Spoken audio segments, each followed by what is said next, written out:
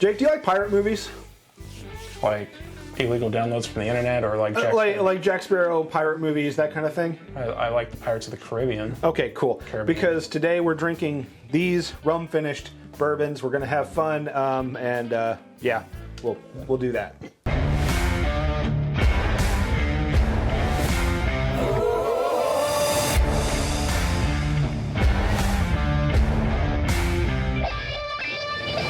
So like I said before in the little weird wonky intro there, I was just kind of ad-libbing and it was probably bad. So I'm sorry, hope you didn't tune out from that. But we have 4 rum-finished bourbons here, one of which is actually from a craft distillery. This is why the rum is always gone. This is why the rum's always gone. So we're going to figure out if a craft distiller who is known from a lot of their products for their finishing is actually doing better than 3 big name distilleries in Kentucky. So on the flight here, we don't know what we're drinking. Well, I know what we're drinking, but I don't know what order we're drinking it in. We have the Old Forester 117 series rum finish. We have the Wild Turkey Master's Keep Voyage, which is a Caribbean rum finish from Appleton Estate. We have the what was the other one? Oh yeah, Kentucky Peerless. I'm losing my mind. The Kentucky Peerless Batch 1 rum finish bourbon. And then we have this little thing here, since it's so close. This is Starlight Distillery, Carl T. Huber's bourbon finished in rum barrels.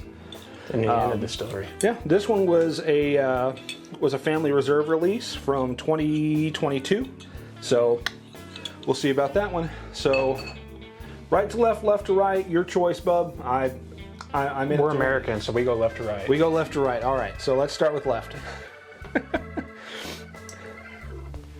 I am a real American, drinking whiskey finished in Jamaican rum. You know, it rhymes and it works.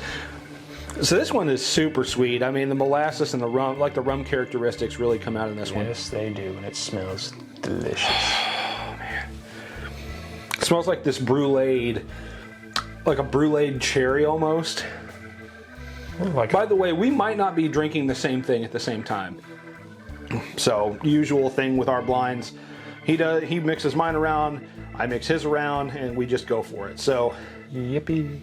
Oh man, but this smells amazing.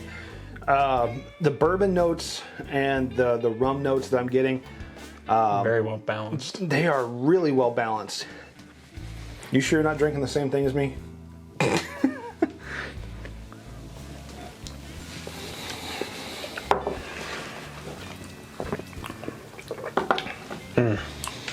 Rum comes out. Wow. That is really rum heavy. Like someone just took a splash of rum and poured it in your drink. Yeah.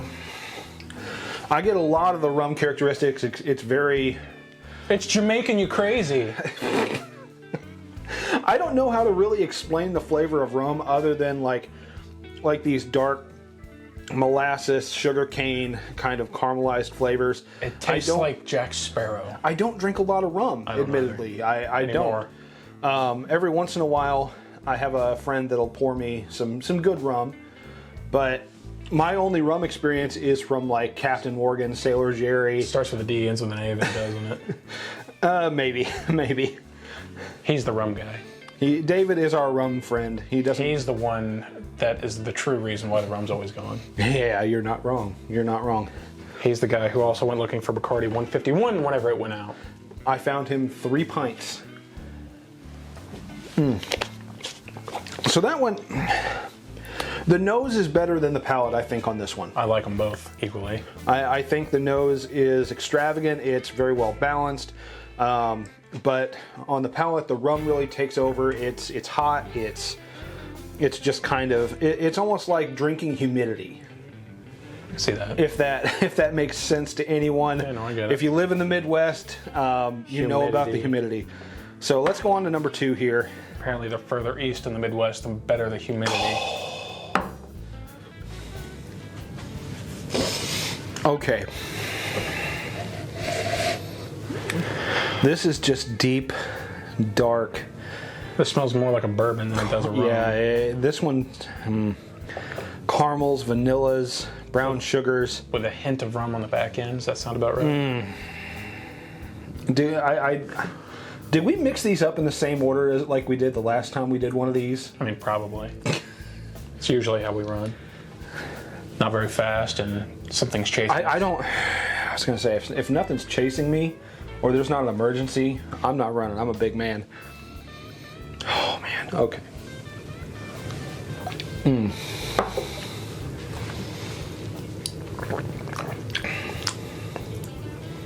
It's bad, but I like the first one better. I feel like all of the flavors were a little more well balanced. This one has a tinge on it that I don't like. It has this. I don't want to say rawness to. I don't want to say rawness, but it has like this rawness to it that. Youthful. Almost, yeah, but.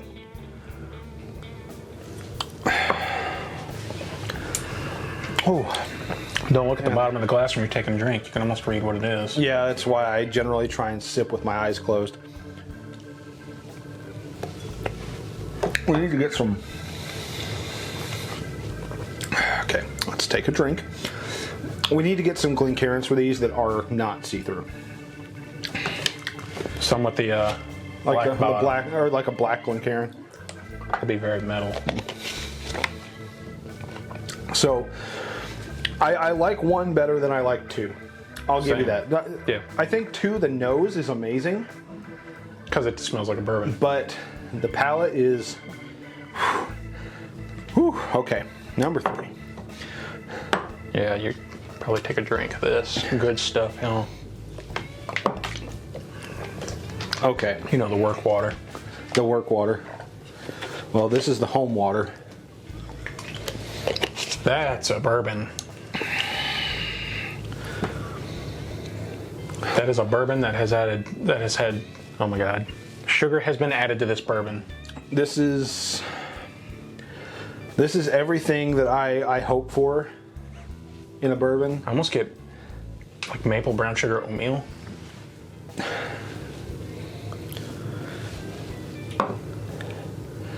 I'm just these deep, dark, foreboding aromas, like deep, dark cherry. Mm-hmm. Yeah, like this deep, dark cherry that's just been dunked into a vat of like sorghum almost. Turpentine. a little bit of that, little kerosene, little turpentine, little. Oh man, but the nose on this one's really good. His nose on this soup. Oh my good. gosh, it's so viscous. All right.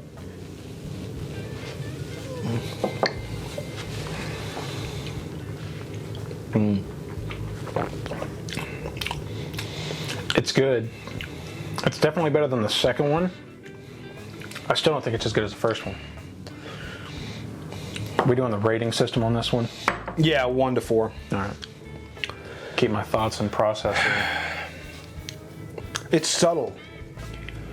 It's a very subtle experience. You would expect more from a rum You finish. kind of get a lot of bourbon on the finish. You get a little bit of the rum, and then it just kind of dances around.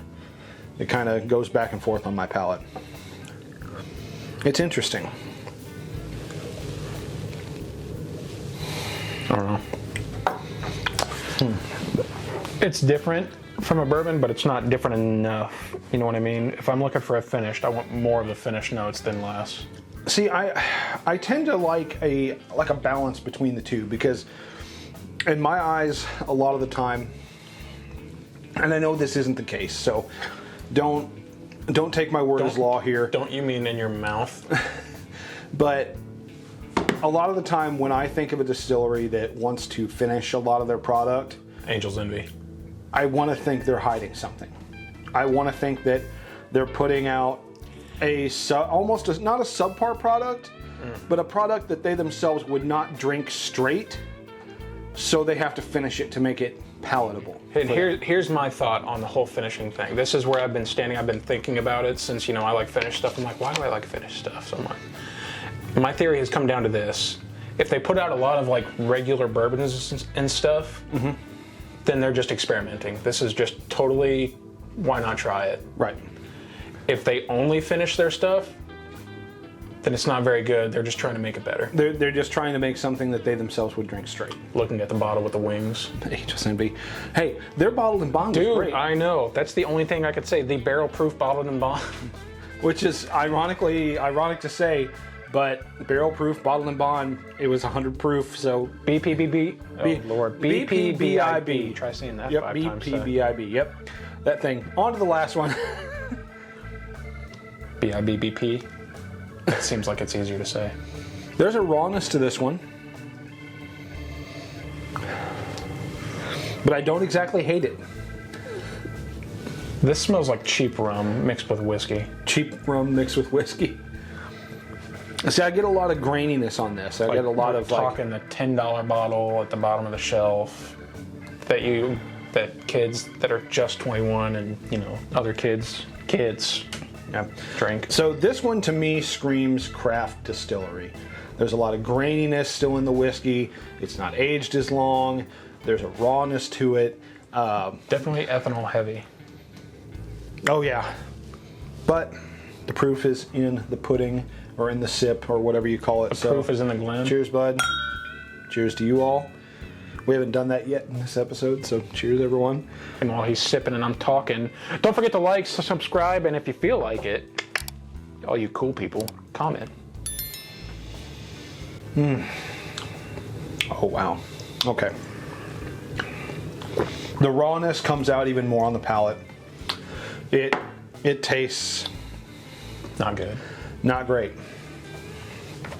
So, I'm going to run back through these one more time. I think Jake has his order, but... I'm going to go through it again, I'm going to run through it one more time. He's going to run through it one more time. Yeah, basically, I'm gonna cut this, and we'll be right back with our results. We've deliberated. We've talked about it a little bit. Didn't share any answers, but I did mix droplets. I say he did mix his bottom three together to see if they would make one delicious rum-finished bourbon. But we've pretty well settled on the same outcome, apart from I put 3 as my number 1 and 1 as my number 2. And I flip-flopped And he flip-flopped it. So let's look at number 4 first. So what's your number 4? 117, which is saying something.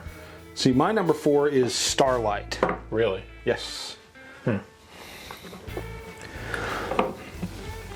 My number 4 is Starlight.